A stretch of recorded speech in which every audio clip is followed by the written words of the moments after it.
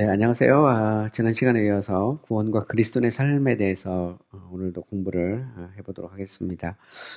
제가 이제 지난 시간에 그 유효적 소명에 대해서 공부를 했고요.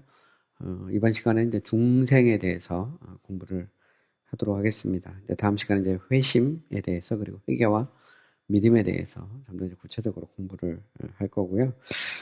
제가 생각할 때 이제 구원론을 이번 학기에 끝내기는 좀 어려울 것 같아요. 그래서 우리가 다음 학기까지 계속 이어서 구원 그리고 이제 그리스도의 삶과 관련된 또 여러 가지 중요한 이슈들이 있거든요. 그 이슈들을 좀 이렇게 정리를 하도록 그렇게 하겠습니다.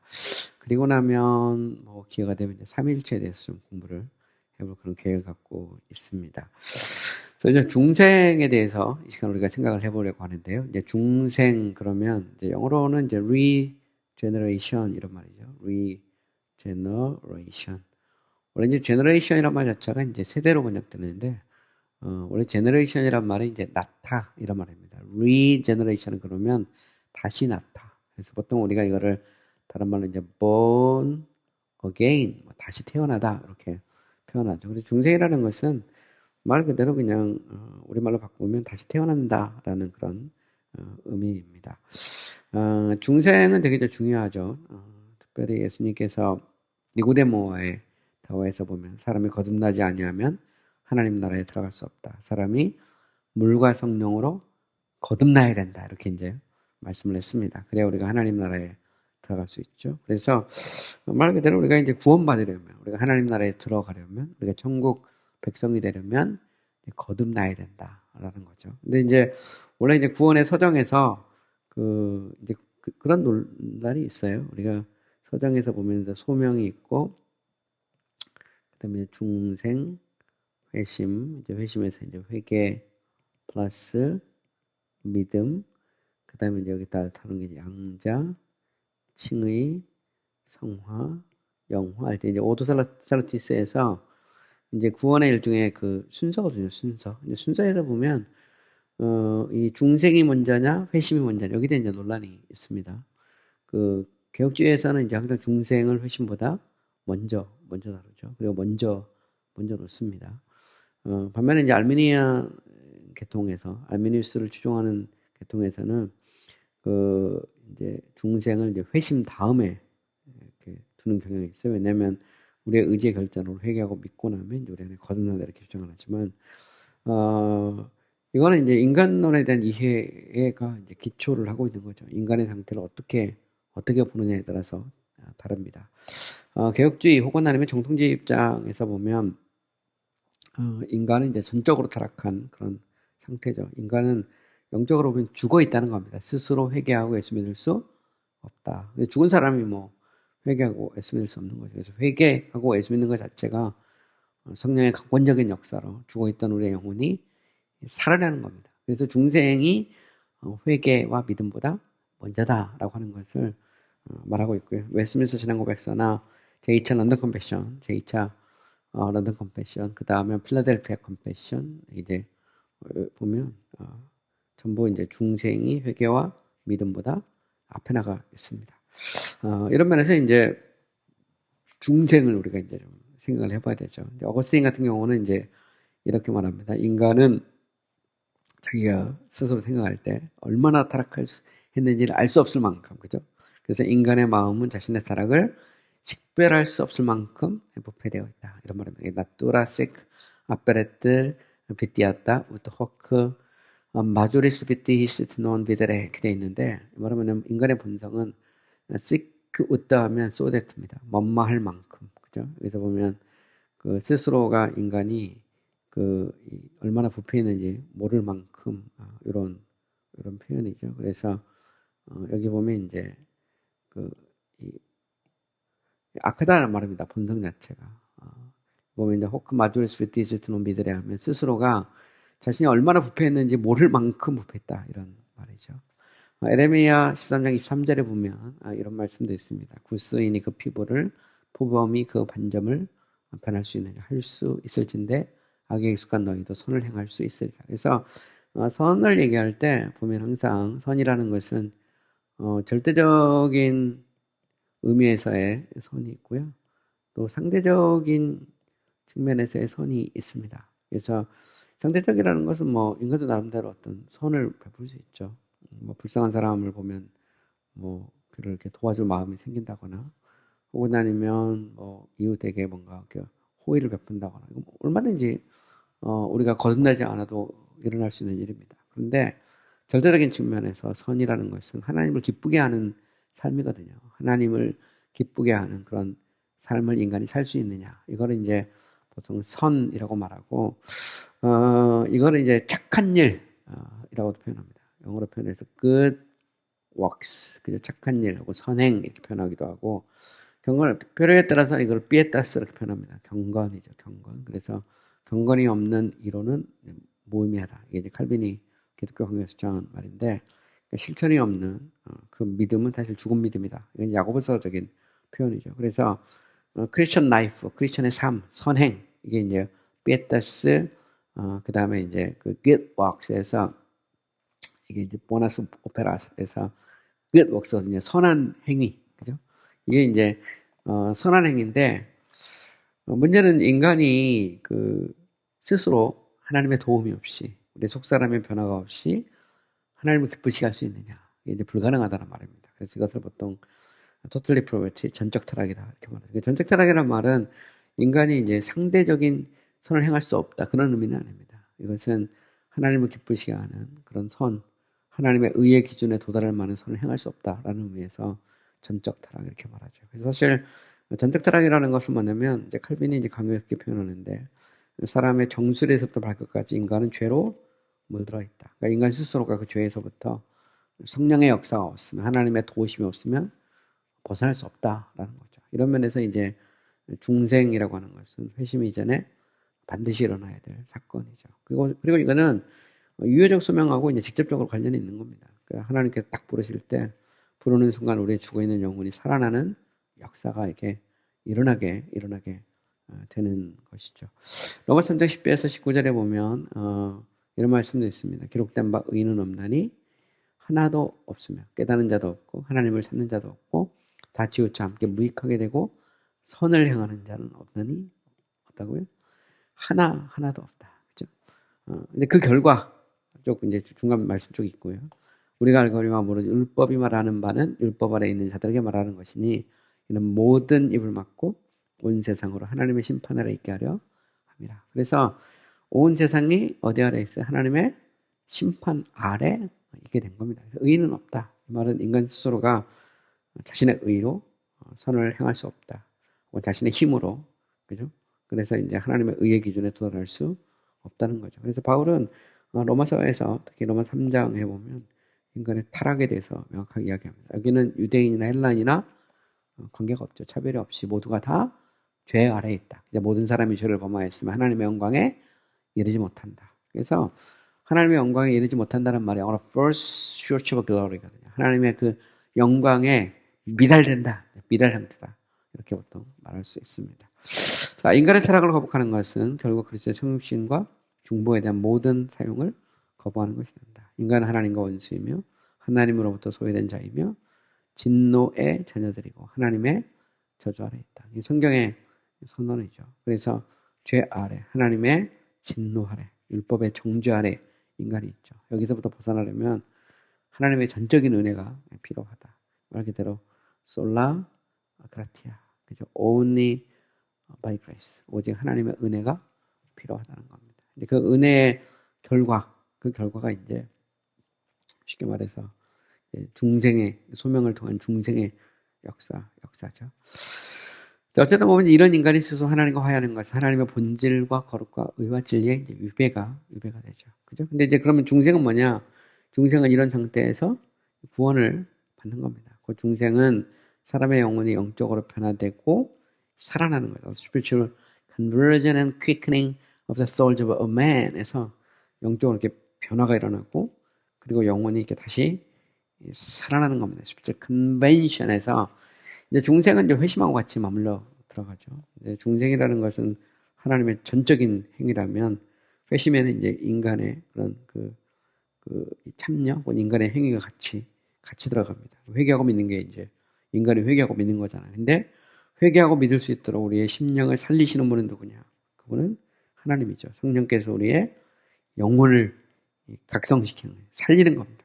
죽어있던 영혼을 다시 살리는 거예요. 그래서 웨인 그루덤 같은 경우는 이제 중생을 이렇게 정의하죠. 중생은 우리에게 새로운 생명을 부여하는 하나님의 은밀한 활동이다. 눈에 보이지 않지만, 그죠?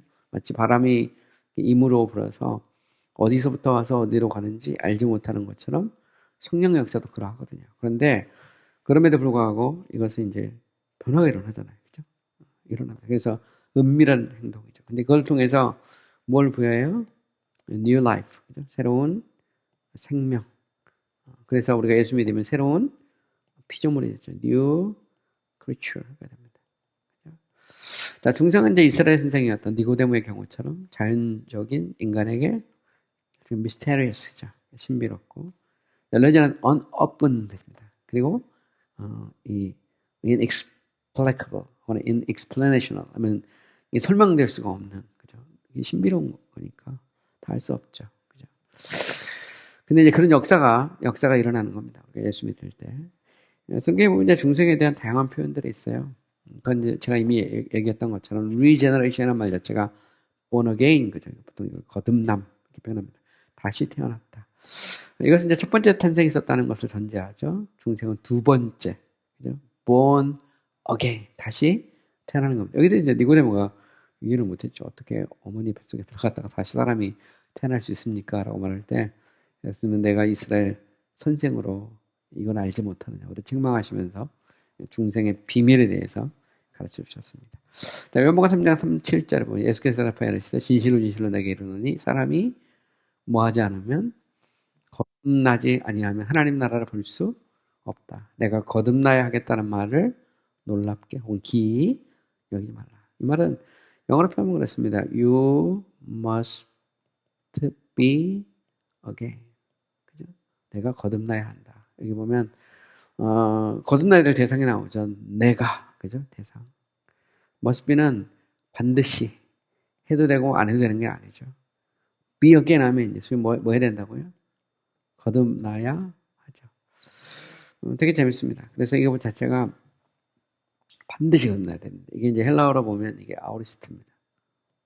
반드시. 그래서 이거는 이례적인 건데 계속해서 영향을 미치죠. 그래서 이 말은 중생은 계속해서 하는 것이 아니고 이례 사건이기도 합니다. 베드로전서 1장 3에서 23절에 보면 이런 말도 있어요. 그의 많으신 공율대로 예수 그리스도를 죽은 자 가운데서 부활하게 하심으로 말미암아 우리를 뭐하게 하사 거듭나게 하사 산소망 있게 한다. 보면 거듭남의 원인이 나오죠. 이거는 긍휼이고요. 그죠? 이것은 결과고 거듭나는 거죠. 긍휼로 말미암아. 그래서 뭐가 생겨요? 열매로 산소망. 이거를 결과를 사건이라고 표현하면 더 좋을 것 같아요. 이게 이제 사건이고 이거는 열매죠. 열매. 그래서 그냥 많은 지공일대로 누구를 통해서 예수 그리스도의 그 부활을 통해서 그죠? 네, 여기 보면 이제 수단이 나오죠. 그의 많으신 공의대로 예수 그리스도를 죽은 자 가운데서 부활하게 하심으로 말미암아 우리를 거듭나게 하사 산 소망이 있게 하셨다. 이렇게 이제 성경은 말하고 있는 것입니다. 자, 너희가 거듭난 것은 썩어질 것으로 씨로 된 것이 아니요 썩지 아니할 씨로 된 것이니 항상 살아있는 그죠? 하나님의 말씀으로 됐다. 이제 수단이 나오죠. 중생의 수단 하나님의 말씀이거든요. 근데 분명한 거듭남에 대해서 이야기하고 있습니다. 그래서 born again 이런 표현이 나오고 또 위로부터 났다 뭐 이렇게 표현한다고 합니다. born from above죠. 사실 거듭나는 것은 어머니 뱃속에서 나는 게 아니고 위로부터 다시 태어나는데 이 우리가 born again인데 이 again이 어디서부터 나는 거죠? from above 위로부터 태어나는 위로부터. 요한복음 3장 8절 바람이 임으로 부음에 내가 그 소리를 들어도 어디서 어디로 가는지 알지 못하나니 성령으로 난 사람도 다 그러하다. 여기 보면 자 태어나는데 중생은 뭘 통해 내려가는지 성령의 역사로 말미암아 죽은 영혼이 살아나죠. 성령은 살리는 영입니다. 생명의 영이고 살리는 영이신 성령께서 역사할 때 죽어있는 영혼이 다시 살아납니다. 자 야고보서 1장 10절 18절 자 온갖 좋은 은사와 온전한 선물이 다 위에서 빛들의 아버지로부터 내려오나니 그는 변함도 없으시고 회전하는 그림자도 없으시느니라. 그가 그 피조물 중에서 우리로 한 천열마가 되게 하시려고 자기의 뜻을 따라 진리의 말씀으로 우리를 낳으셨도다. 이렇게 말합니다. 여기 보면, 자, 온갖 좋은 은사와 온전한 선물이 다 어디서부터? 위로부터, 그죠? 위로부터. 위로부터 말은 from above. 온갖 좋은 은사, 선물, 이게 다 이제 성령의 역사를 통해서 우리에게 일어나는데, 여기 이제 중생도 포함이 되는 겁니다. 그래서 되게 재밌는 건 뭐냐면, 그가 그 피조물 중에 우리로 한 천열매가 되게 하시려고 자기의 뜻을 따라 진리의 말씀으로 뭐 했다고? 우리를 낳았다. 이 중생이죠, 중생. 그러니까 이 중생은 위로부터, 그죠? 빛들의 아버지로부터, 그러니까 성부로부터 시작해서 성령의 역사로, 성자를 통해서 우리 가운데 일어나죠. 사실 보면 중생이라는 것 자체가 삼위일체 하나님의 사역입니다. 그래서 이 중생이라는 건 뭐냐면 하나님의 그 주권적인 뜻에 따라서 진리의 말씀을 우리를 뭐 했다고요? 낳는 거죠. 다시 태어나는 겁니다. 그래서 중생에 대한 이게 단지 그냥 뭐 니고데모와의 대화에서만 나오는 게 아닙니다. 신약 성경 구석구석에 보면 태어나는 거예요. 중생에 대해서 계속해서 다양하게 이야기를 하고 있습니다.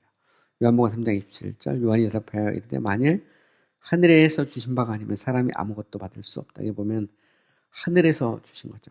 From the heaven. 그죠? 하늘로부터 온 겁니다. 또 중생이라는 것은 new birth죠. 새롭게 태어나는 겁니다. 그래서 우리는 중생의 씻음과 성령의 새롭게 하심으로 새로운 뭐가 돼요?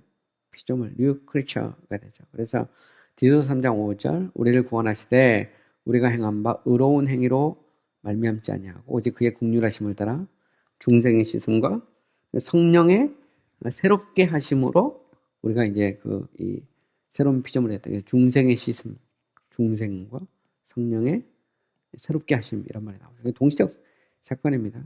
중생을 그런 역사를 통해서 우리가 다시 이제 태어나는 새로운 피조물이 되죠. 고린도후서 5장 17절 너무 유명한 말씀이죠. 뭐 많은 사람들이 이 구절을 깨달으면서 새롭게 됐다, 구원의 은혜를 경험했다 이렇게 많이 고백합니다. 그런즉 누구든지 그리스도 안에 있으면 새로운 피조물이라. 이전 것은 지나갔으니 보라 새 것이 되었다. 그래서 새로운 피조물 새 것이죠. 누구 안에서? 그리스도 안에서 우리가 new creature, 그러니까 새로운 피조물이 됩니다. 에베소서 4장 24절에도 보면 하나님을 따라 의와 진리로 진리의 거룩함으로 뭐 했다고요?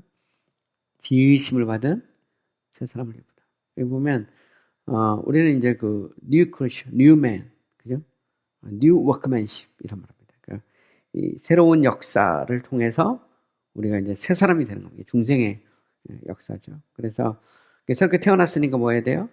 이제 구원에 이르도록 이제 잘하는 겁니다. 이때 구원이라는 것은 여러 가지 측면이 있는데 온전한 그리스도 형상을 본받는 것을 이것을 이제 의미하고 있는 것이죠. 자, 어쨌든 보면 이제 우리가 중생 그러면 이제 중생을 통해서 우리는 새 영, 새 마음, 그죠? 새로운 이해, 새로운 의지, 새로운 이제 감정을 가지게 된다 이렇게 말할 수 있어요. 이 말을 어떻게 하냐면 중생이라는 것은 우리가 born again이죠. 다시 태어나는 거고 우리가 born from above고 위로부터 태어나는 거고 중생이라는 것은 new life 아니면 new birth, 그죠? 다시 새롭게 태어나는 겁니다. new creature, 새로운 피조물이 되죠. 그 결과 우리 안에 이제 무슨 일이 생기느냐? 우리 안에 바뀌는 거죠. 바뀔 때 보면 쉽게 말하면 이제 우리의 영혼이 바뀌는 겁니다. 우리의 심령이 바뀐다 이렇게 표현하기도 하죠. 그죠? 이거는 이제 뭘 의미하냐면 또 다른 말로 말하면 우리 안에 있는 왜곡되고 부패된 하나님의 형상이 새롭게 되는 거죠. 하나님의 형상이 회복되는 역사가 일어납니다. 그래서 사실 보면 이제 영혼의 기능 그러면 영혼의 기능 우리가 지의, 정, 덕 이렇게 표현하면 지정의, 지의정 이렇게 표현 나가는데요. 결국 이제 그 새로운 마음, 새 영이라는 것은 새로운 이해, 새로운 의지, 새로운 감정. 그것은 당연히 이제 새로운 삶의 어떤 행위로 드러나게 되죠. 그래서 지의 정도 이렇게 해서 아리스토텔레스의 이제 팩트 사이콜로지에 의해서 이렇게 보통 표현하는데 중생은 우리 안에 새 영, 새 마음이 이렇게 생김으로 말미암아 우리의 지식도 새로워지고 의지도 새로워지고 감정도 새로워지죠. 그래서 이 중생의 역사를 통해서 우리 안에 쉽게 말해 사람이 이제 똑똑해지는 겁니다. 똑똑해져. 미련해졌다가 똑똑해지는 거고요. 의지라는 것은 우리의 돌 같은 의지가 살 같은 의지로 바뀌게 되죠.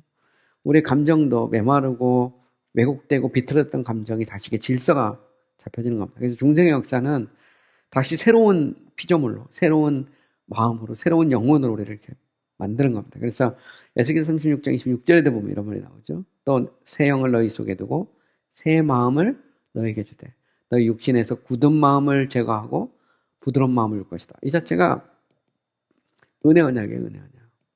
은혜 언약이 결과죠. 그래서 Covenant of Grace.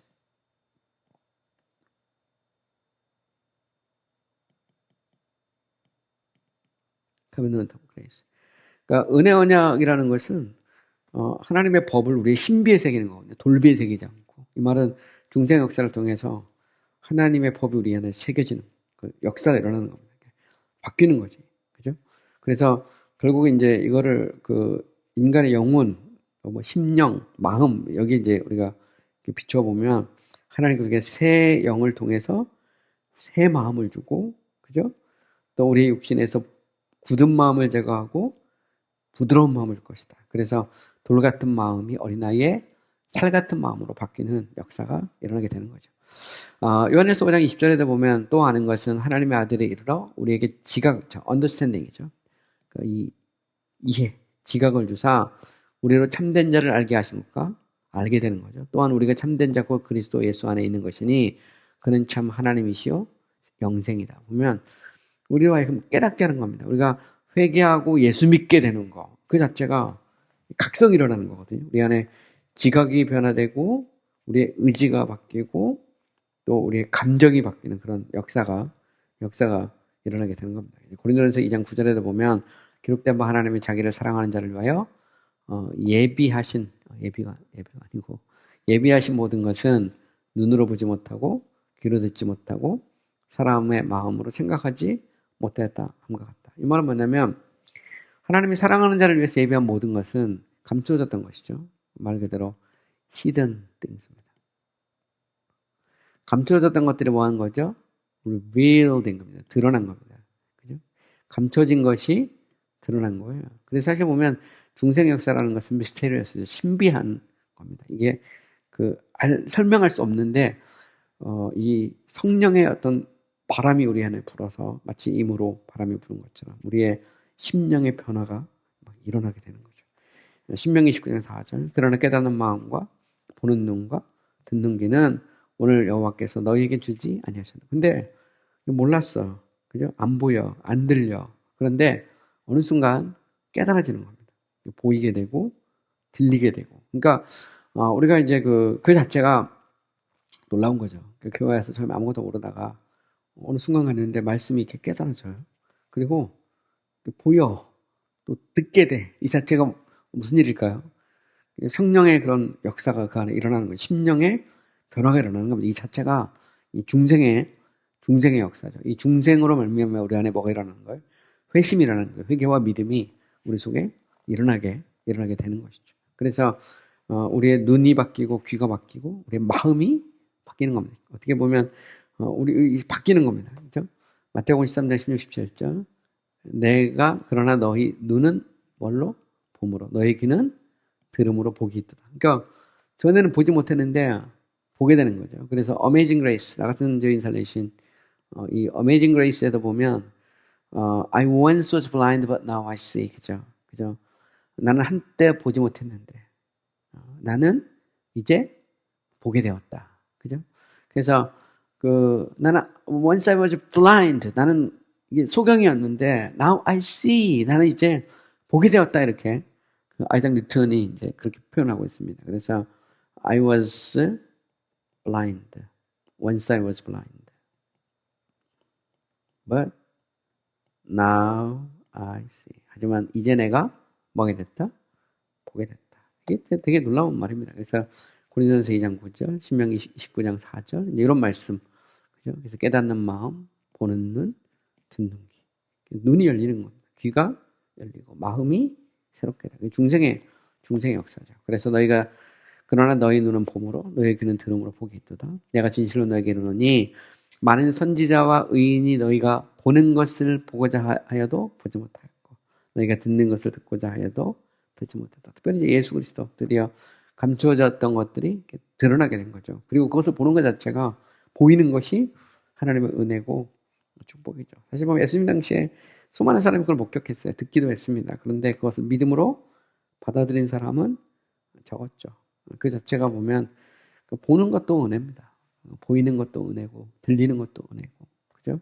깨달아지는 것도 은혜고 우리 마음이 이렇게 끌리는 것도 은혜입니다. 그래서 나도 모르게 나를 이렇게 끌리는 이끄는 그죠? 그게 이제 하나님의 어떤 그런 강권적인 그런 역사죠. 그래서 보통 이제 중생을 각성하고도 같이 연결시킬 수도 있습니다. 그래서 컨빅션이란 말을 쓰는데 신학에서 각성 성령께서 깨닫게 하신다 이런 말이에요. 속 사람을 변화시킴으로 깨닫게 하는 이런 각성의 역사가 바로 이제 이 중생의 역사를 통해서 우리에게 이제 일어나게 되는 거죠. 계시록 2장 11절 귀에 있는 자는 성령이 교회들에게 하시는 말씀을 들을 자다. 듣는 거, 들리는 거 이게 들리는 게 은혜죠. 들리는 거 자체가 축복인 줄 믿습니다. 또 나아가서 중생이라고 할 때 중생은 quickning 죽은 자를 살리는 그죠? 그런 의미도 있어요. 그래서 born again, born from above, 그죠? new birth, 그죠?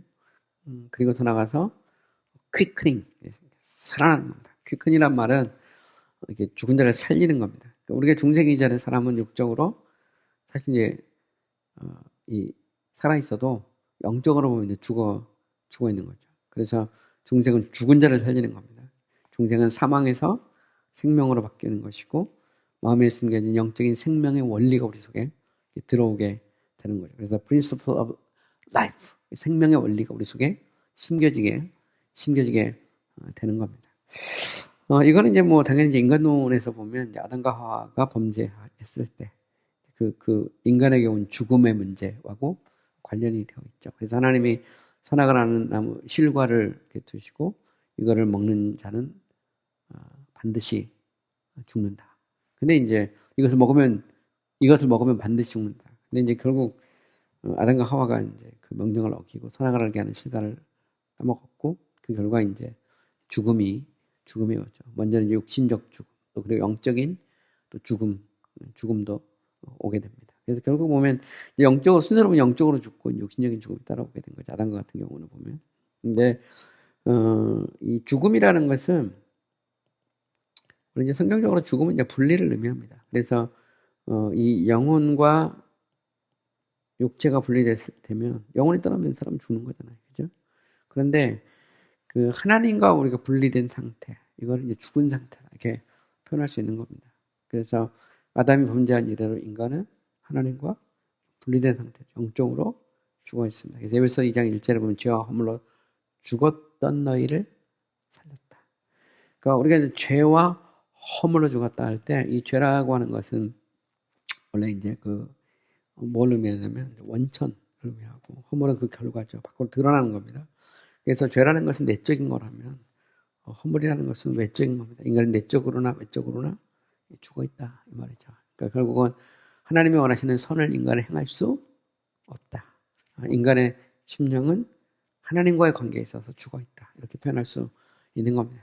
바울이 그걸 명확하게 선언하고 있는 거예요. 예수님도 이미 그렇게 가르쳤고요. 바울도 그렇게 선언하죠. 그래서 에베소 2장 1절에 보면 죄와 허물로 죽었던 너희를 살렸다. 죽은 자를 살리는 거.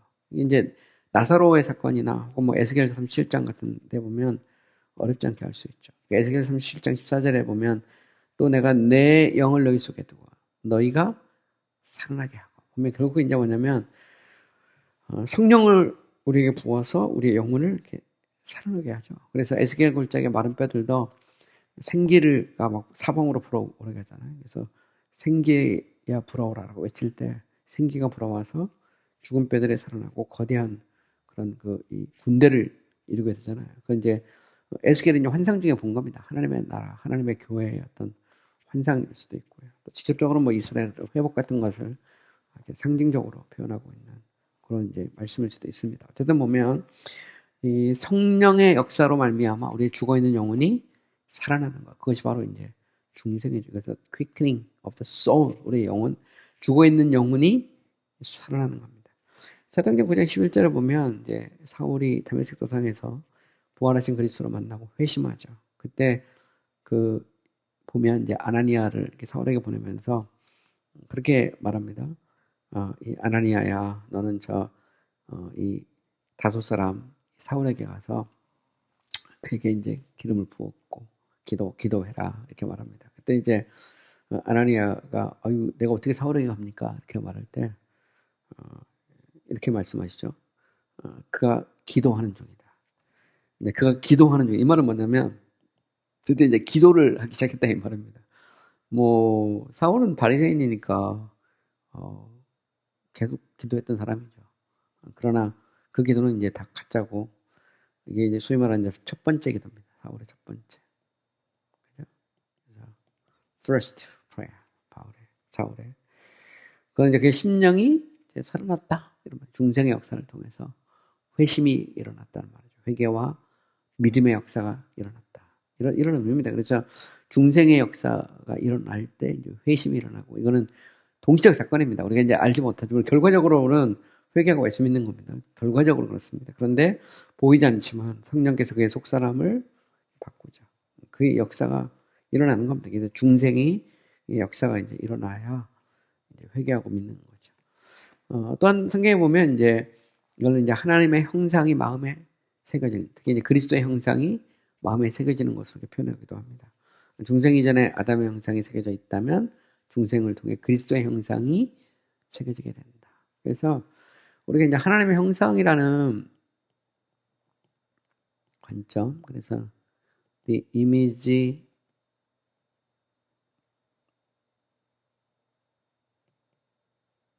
of God, 하나님의 형상에서 이제 라틴어로 이제 이마고 데이 그럽니다. 하나님의 형상의 관점에서 보면 아담이 범죄하고 났을 때 이 하나님의 형상이 부패되죠. depraved. 그죠? 부패되고 또 이걸 distorted 그러죠. 왜곡됩니다. 근데 부패되고 왜곡된 형상이 중생의 역사를 통해 새롭게 되는 거예요. 시작이 되는 거죠. 새롭게. 이거를 이제 다른 말로 표현하면 그리스도의 형상이 새겨진다. 이렇게 표현할 수도 있는 거죠. 그래서 중생 이전에는 부패한 아담의 형상이 우리에게 새겨져 있다면 이제는 그리스도의 형상이 우리 안에 새겨지는 거죠. 그리고 점점 이제 그 형상을 본받아 가는 겁니다. 그래서 중생 역사라는 것은 엄청난 사건이죠. 이 자체가 일종의 변혁, 트랜스포메이션이죠. 스피리추얼 트랜스포메이션, 영적인 변혁이 일어나는 대사건입니다. 그래서 이 땅의 기적 중에 가장 놀라운 기적이 뭘까? 그것은 죽은 자가 살아나는 겁니다. 그죠? 이 땅에서 뭐 죽은 사람 살아나는 게 제일 큰 기적인 것처럼 우리의 영혼이 살아나는 것. 우리가 회개하고 예수 믿고 구원받고 하나님의 자녀가 되는 것. 그 자체가 가장 놀라운 기적이죠. 고린도서 3장 10절에도 보면 새 사람을 입었으니 이는 자기를 창조하신 이의 형상을 따라 지식에까지 새롭게 하심을 입으니라. 보면 구원에 대한 얘기를 하죠. 구원이란 건 뭐냐? 새 사람이 되는 겁니다. 뉴맨. 그죠? 그럼 뉴맨이 된다는 말은 뭐냐? 이거는 자기를 창조하신 이의 형상을 따라 지식에까지 새롭게 함을 입었다. 자기를 창조하신 이의 형상, 하나님의 형상이죠. 그죠? 여기서는 이제 하나님의 형상, 그리고 그리스도의 형상입니다. 이 형상을 따라서 어디까지? 지식까지 새롭게 되는 거다. 이거는 이제 우리가 구원을 좀 줄이면 중생이죠. 중생의 역사를 통해 뉴맨이 되고, 뉴맨은 그리스도의 형상이 우리 안에 새겨지고, 우리의 지식까지 새롭게 되죠. 그러니까 사실은, 이 하나님의 형상 얘기할 때 이 형상의 자리가 어디냐라고 말하면 이거는, 인간의 영혼이라고 말합니다. 영혼. 그죠? 그래서 이 영혼의 기능하면 이제 지의, 정 이런 말이고, 그 형상의 모습은 인격적인 특성으로 드러나거든요. 그 인격적인 특성 중에 하나가 이제 지식이죠. 그래서 중생 역사가 일어나면 우리 지식이 새로워진단 말은 하나님의 형상이 새로워진단 말이고 인격적 존재로서 인간의 생각, 지식까지 새로워진다는 그런 의미죠. 자, 로마서 8장 29절 너무 유명한 말씀이죠. 소위 말하는 이제 골든 체인, 황금 사슬입니다. 하나님의 미래하신 자를 뭐 하고요? 또한 그 아들의 형상을 본받게 하기 위해서 미리 정했다. 미리 정한 자를 의롭다 하시고, 의롭다 하시고, 그 의롭다 하신 일을 다시 영화롭게 해서 되게 죄인인데, 되게 재밌는 건 뭐냐면, 하나님이 미리 하신 자를 또한 뭐 하기 위해서? 그 아들의 형상을 본받게 하기 위해서 뭐 했다? 미리 정했다. 이는 그 많은 형제들 중에 맏아들이 되게 하려 합니다. 그래서 그리스도가 큰아들이죠. 우리는 둘째 아들, 셋째 아들, 넷째 아들 이렇게 우리 하나님의 자녀가 됩니다. 나중에 이제 제가 양자 어답션에 대해서 또 한 챕터를 강의를 할 건데 양자를 할 때 더 자세히 나옵니다. 그래서 왜 우리를 구원하셨느냐? 우리로 하여금 그리스도처럼 되게 하기 위해서, 그리스도의 형상을 본받게 하기 위해서, 왜곡된 아담의 형상이 아니라 그리스도의 형상을 본받게 하기 위해서 하나님께서 우리를 구원하신 거죠. 중생의 역사를 통해서. 그래서 그 이제 중생이라고 하는 것은 그리스도의 형상으로 바뀌는 겁니다. 우리 속에 이 혁신이 일어나는 거죠. 보면. 갈라디아 4장 19절 나의 자녀들아 너희 속에 그리스도의 무엇이? 형상이 이루어지기까지 다시 너희를 위해 해산하는 수고를 한다. 그래서 우리 안에 이 새겨진 그리스도의 형상이 온전하게 되도록, 정말 어떻게 보면 little Jesus, 작은 예수가 될 때까지 내가 해산의 수고를 한다. 그래서 목회의 궁극적 목적은 뭐냐면 작은 예수로 만드는 겁니다. 성도들 한 사람 한 사람을 그리스도의 형상을 본받는 그 사람들로 만들어가는 거. 그것을 우리가 이제 목회 이렇게 표현할 수도 있어요. 또 더 나가서 또 우리가 중생한다는 건 뭐냐? 이거는 신의 성품에 참여하는 거, partaking of the divine nature에서 하나님의 본성, 신의 성품에 참여하는 거다. 되게 재밌어요. 베드로후서 1장 4절을 보면 이로써 그 보배를 얻고 지극히 큰 약속을 우리에게 주사. 이 약속으로 말미암아 너희가 정욕 때문에 그죠? 썩어질 것을 피하여 어디에 참여한다고요? 신의 성품에 참여하는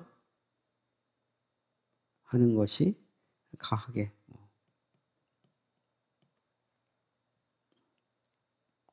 참여하게 하려 하셨느니라.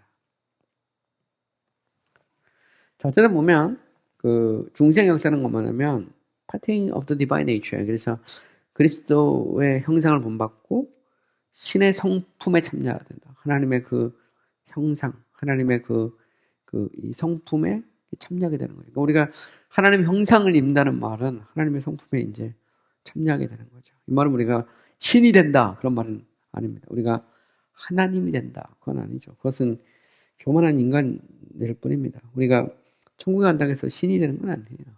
우리는 인간이고 피조물이죠. 피조물의 위치가 우리에게 있습니다. 그런데 놀라운 것은 우리가 중생의 역사를 통해 신의 성품에 참여하게 되죠. 자, 이런 중생의 역사라고 하는 것은 원천에서 이제 은혜 그 자체죠. 여기에 인간이 더할 수 없는 것이 없습니다. 저대 측면에서 하나님의 영으로 성령의 역사로 말미암죠. 그리고 우리 안에 뭐가 심겨져요? The principle of life. 혹은 the principle of grace. 은혜 원리가 우리에게 심겨지는 일종의 seed, 씨앗으로 표현되기도 합니다. 그래서 principle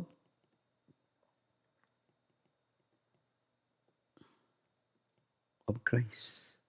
혹은 the principle of life. 생명의 원리가 우리 속에 숨겨지죠. 바울은 이것을 이제 영의 법, 그죠? 생명의 성령의 법 이렇게 이제 표현하기도 하죠. 베드로전서 1장 3절 그의 많으신 구원대로 우리가 거듭나게 하사 뭐가 생겼다고요? 산소망이 이렇게 했다. 육으로 난 것은 육이요, 영으로 난 것은 영이다. 성령으로 일어나죠. 하나님께로부터 난 자마다 낫다. 중생이죠. 뭐 하지 않는다? 죄를 짓지 아니하나니 이는 하나님의 뭐가요? 씨앗이 그 안에 거하며 그도 범죄하지 못하는 것은 하나님께로부터 났다. 중생이었어요. 근데 중생은 뭘로 표현한 겁니다. 하나님의 씨앗이 우리 안에 떨어지는 것이죠. 그래서 중생은 뭐냐면 말 그대로 하나님의 씨가 우리 속에, 생명의 씨앗이 우리 속에 떨어지는 거죠. 그래서 씨앗이 하나를 떨어지면 씨앗이 자라서 큰 나무가 되는 것처럼 중생의 역사라는 것은 이 생명의 원리, 생명의 씨앗이 우리 속에 떨어지는 겁니다. 떨어져서 결국 이제 나무가 되는 거죠. 이게 이제 중생의 역사 이렇게 말할 수 있습니다. 자, 그래서 이제 중생의 이제 성격을 조금 더 이것과 관련해서 좀 얘기를 해보면 중생은 침례를 받거나 회개의 교리를 고백해서 얻는 것이 아니다. 쉽게 말하면 외적인 의식이 아니다. 그죠? 중생은 외적인 의식이 아닙니다. 이것은 internal, 그죠? transformation, spiritual transformation, 그죠? 내적인 변화입니다. 그래서 이렇게 보면 중생이라는 것은 삶의 갱신, the transformation of your life에서 어떤 그 외적인 어떤 삶, 그죠? 어떤 이 삶의 어떤 갱신이 아니라는 거죠. 그래서 뭐 전에 교회 안 갔던 사람이 이제 교회 열심히 다니고 뭐 찬송도 부르고 뭐 그게 아니라는 거죠. 이것은 겉이죠. 겉. 중생이라는 것은 죽은 자가 살아나는 거고 영적인 거거든요. 그죠? 이런 면에서 보면 우리가 이제 정리해 볼 수 있어요. 중생은 중생의 본성의 영적인 변화, 우리의 심령이 변화되고 영혼이 바뀌고 그리고 우리 하나님의 형상이 그리스도의 형상이 우리 안에 새겨지고 생명의 원리가 우리 속에 떨어지고 그죠? 새로운 피조물이 되고 이게 이제 중생의 역사죠. 이 중생의 역사를 통해서 우리 안에 new inclination, power 뭐 이런 거 그죠? ability. 그래서 우리가 이제 소위 말하는 새로운 성향, 힘, 능력이 부여되죠. 그래서 중생의 역사를 통해서 중생은 이제 회심으로 가거든요. 그 회개와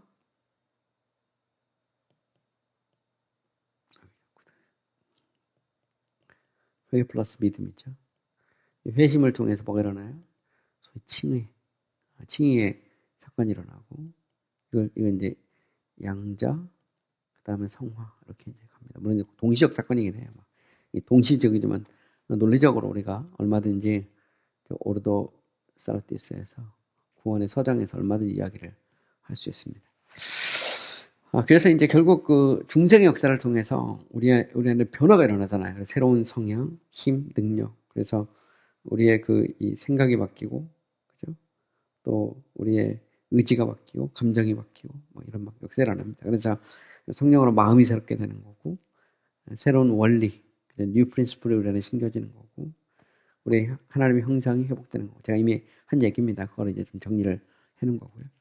또 이제 중생은 그 어떤 판타지 보고 나면 이 religious experience, 이게 종교적 경험이나 황홀경의 경험이 아니라는 겁니다. 중생은 속사람의 경험이죠. 경험이라는 거. 그래서 이 속사람이 바뀌는 거지 중생이라는 것이 어떤 막 방언하고 몸 떨고 아니면 갑자기 뭐 천국 막 왔다 갔다 하고 그런 그런 게 아니다라는 것을 우리는 알아야 되는 거죠. 그래서 이 중생의 역사는 마치 이제 바람이 임으로 불어서 어디로 가는지 알지 못하는 것처럼 그렇게 신비로운 그런 경험입니다. 자, 이제 중생의 원인들에 대해서 좀 정리를 해보면요. 중생의 효율적인 원인, efficient cause는 하나님이죠. 사람이 아닙니다. 거기에 대한 여러 가지 이제 우리가 근거를 할 수 있어요. 자, 중생 이전의 사람의 상태는 중생이 스스로 일어날 수 없다는 것을 이렇게 보여주죠. 그죠? 그래서 우리가 중생 이전의 사람은 좀 영적으로 보면 이제 죽은 거죠. 좀 정리해 보면 중생에 대해서 알지 못합니다. 니고데모는 유대인의 선생인데 중생을 몰랐어요. 그죠? 그래서 이 자연적인 인간은 식별할 수도 이해할 수도 없다는 겁니다. 또 중생의 필요, 내가 다시 태어나야 된다. 아니, 내가 어머니 뱃속에 태어났는데 뭘 또 다시 태어나냐. 이 필요를 알지 못하죠. 그래서 이제 자신이 건강하다고 생각하는 사람이 의원을 찾지 않죠. 그래서 이게 계속 말했습니다. 계속해서 말한 말씀이죠. 또한 중생에 대한 어떤 개념을 가지고 있듯 하나님이 그들 안에서 뜻하고 행하게 하실 때까지, 그죠? 이 중생에 대한 어떤 경향도, 열망도, 뜻도 인간은 가지지 않는다는 말입니다. 이 말은 뭐냐면 인간이 생각도, 의지도, 감정도 이게 다 비틀어져 있기 때문에 알지도 못하고 느끼지도 못하고 열망도 갖지 않고 그런 상태입니다. 그러니까 죽은 사람이 뭔 말을 하겠어요, 보면. 그래서 자연적인 상태에서 인간의 부패한 마음은 중생에 대해 적대적임의 편견을 갖고 있다. 그들에게서 중생은 꿈이나 열광으로. 그래서 오히려 적대적이라는 겁니다. 예수 믿기 전에 인간은 하나님께 나오지 않아요. 그래서 아담이 범죄한 이래로 인간은 스스로 하나님께서 우리를 부르지 않으면, 그죠? 유일적 소명을 통해서 역사하지 않으면, 그리고 우리의 심령을 성령의 역사를 통해 바꾸지 않으면 인간이 스스로 죄를 깨닫고 하나님 앞에 나올 수 없다. 그게 이제 정통주의적인 그런 인간이해고 성경적인 인간이해다 이렇게 말할 수 있습니다. 중생에 대해 이제 비록 그런 성향을 가지고 있지 않지만 설령 그런 성향이 있더라도 그것을 이룰 수 있는 능력을 가지고 있지 않다.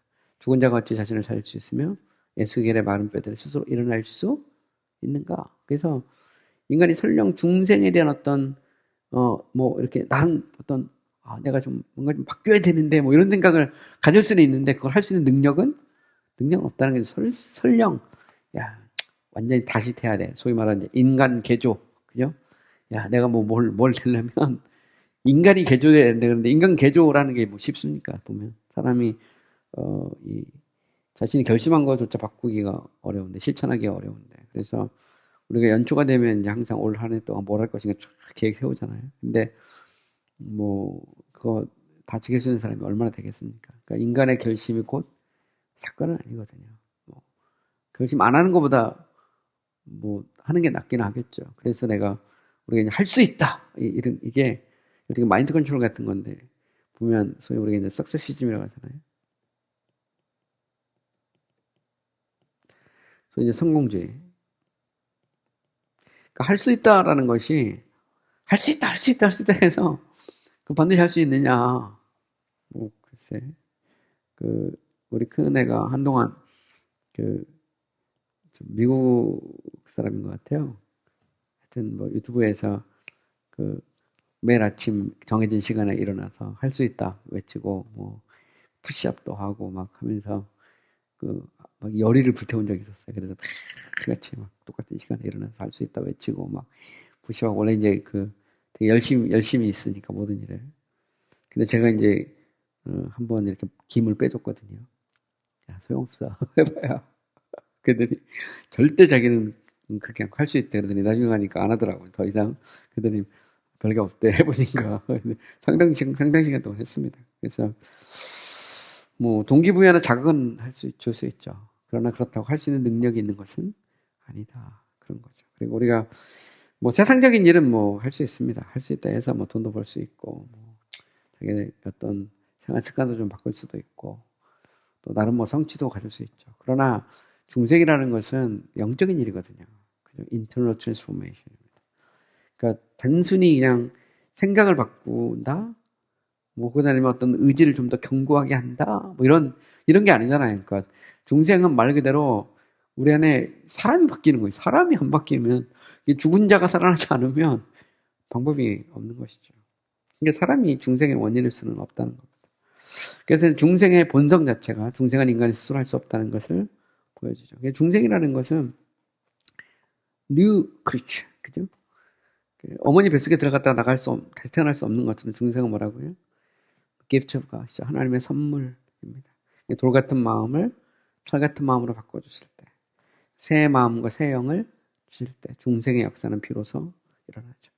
흑인이 어찌 자기 피부를 표범이 어찌 반점을 스스로 바꿀 수 있는가? 불가능합니다. 그래서 이것을 보통 우리 이제 전적 타락 이렇게 말합니다. 그래서 자유의지론 뭐 자꾸 얘기하는데 자유의지라는 것도 그렇습니다. 자유의지라는 게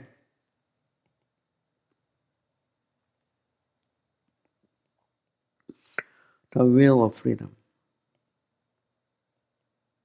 그거는 뭐 아니면 the free will 그러죠. 자유의지라는 것은 그렇습니다. 인간에게 상대적 의미에서 자유의지는 있죠. 우리가 뭐 이 시간에 제가 수업을 할 수도 있고 안 할 수도 있고 여러분들이 방송을 들을 수도 있고 안 들을 수도 있고 교회 갈 수도 있고 안 갈 수도 있고 뭐 그걸 말하는 게 아닙니다. 여기서 말하는 자유의지라는 것은 보통 이걸 이제 free agency, free agent, free act 뭐 그런 거는 뭐 얼마든지 인정하죠. 근데 여기서 자유의지라는 건 뭐냐면 인간이 스스로 죄를 깨닫고 회개하고 예수 믿을 수 있느냐 할 때 없다는 겁니다. 속 사람이 바뀌지 않으면 성령께서 역사하지 않으면 그죠? 인간 스스로 죄를 깨닫고 하나님 앞에 나올 수 없다.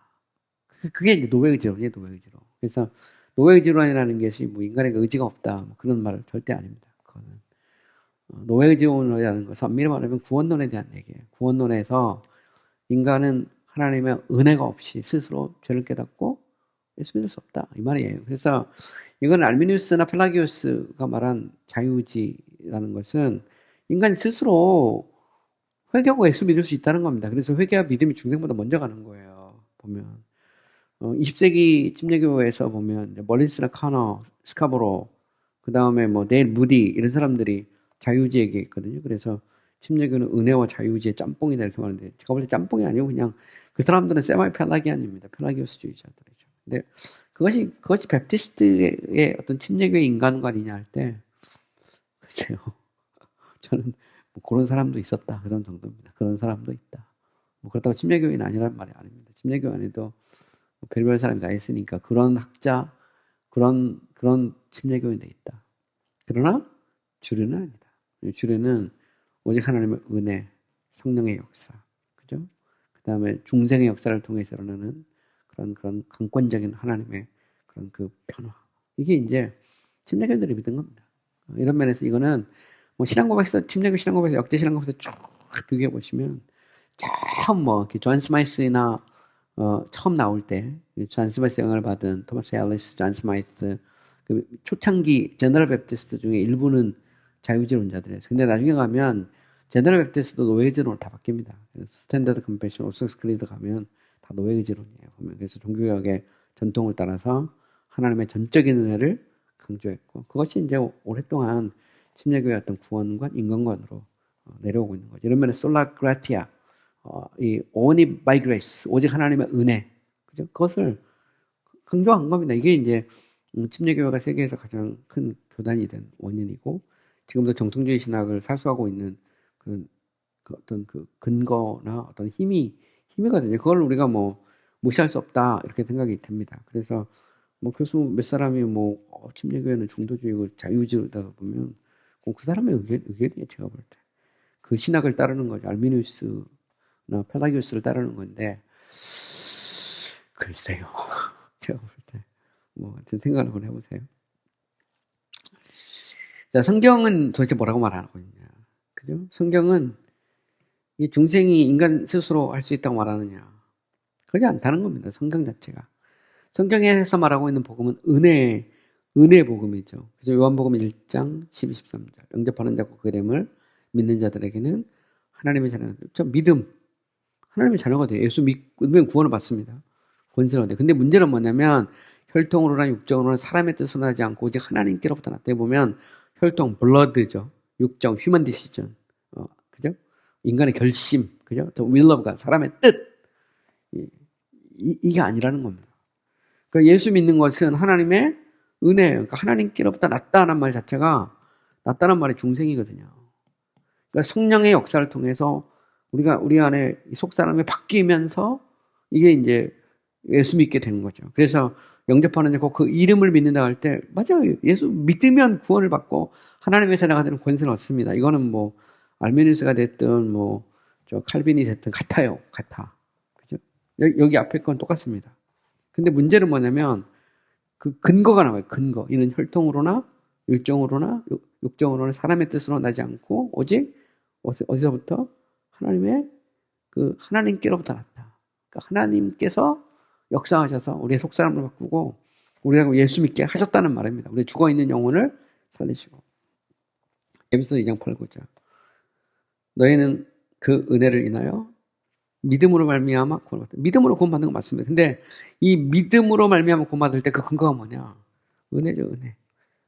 그래서 우리가 이제 개역 한글에서는 보면 너희가 그 은혜로 말미암아 믿음으로 구원을 얻었다 이렇게 번역했는데 약간 그 개역 개정인 번역이 조금 약간 좀 한글이 조금 이상해요. 어쨌든 보면 문제는 뭐냐면 이겁니다. 우리가 그 믿음으로 구원을 받죠, 당연히. 근데 그 믿음의 원천 그건 뭘까요? 은혜입니다. 은혜. 근데 그거에 대한 설명이 나와요. 이 은혜가 뭐냐? 이것이 너희에게서 난 것이 아니고 어디서 났다고요? 하나님의 선물이다. 너희에게서 난 것이 아니란 말이죠. 행위에서 난 것이 아니는 누구든지 자랑하지 못하게 하려 합니다. 우리가 자 예수 믿고 구원받아. 근데 그 근거는 뭐냐? 은혜를 하나님이 은혜를 줘야 돼. 근데 그 은혜라는 건 뭐냐면 우리에게서 난 것이 아니에요. 행위로 말미암은 것이 아니고 이것은 오직 하나님께로부터 난 겁니다. 그래서 은혜라는 것은 100% 은혜예요. 사실 보면 그 마틴 루터하고 이제 에라스무스가 이제 논쟁할 때 보면 그 이 노예의지론 마틴 루터가 쓴 노예의지론에 보면 그 에라스무스하고 이제 루터의 논쟁할 때 이런 얘기를 합니다.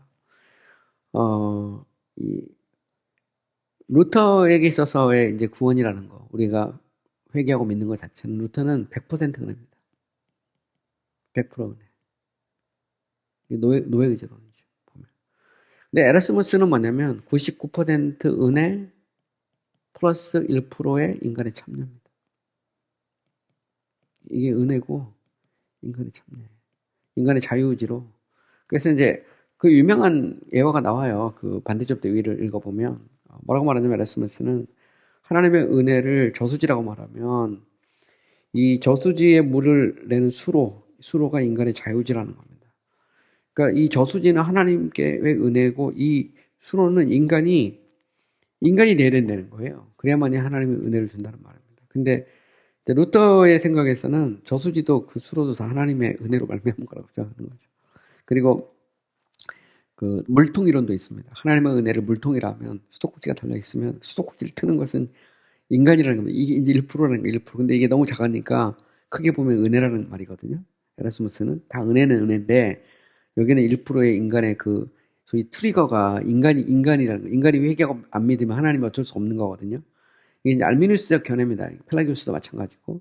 여기에 이제 따라가는 게 에라스무스. 그 전에 보면 그 제수이트들이 있어요. 그 수아레츠, 몰리나, 그리고 르미니 이런 사람들이 이제 그 얘기를 하는 거거든요. 그래서 인간의 자유지로. 그래서 제수이트들은 이게 소위 말하는 이제 자유지로 간 사람들이 많이 있어요. 물론 다는 아닙니다. 보면 예를 들어서 이 얀센 같은 경우는 그렇지 않아요.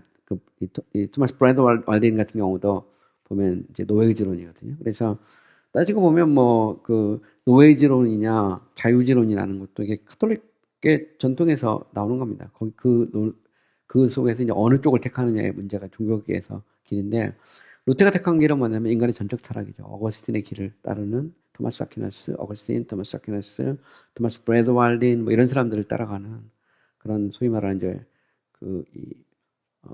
앳길.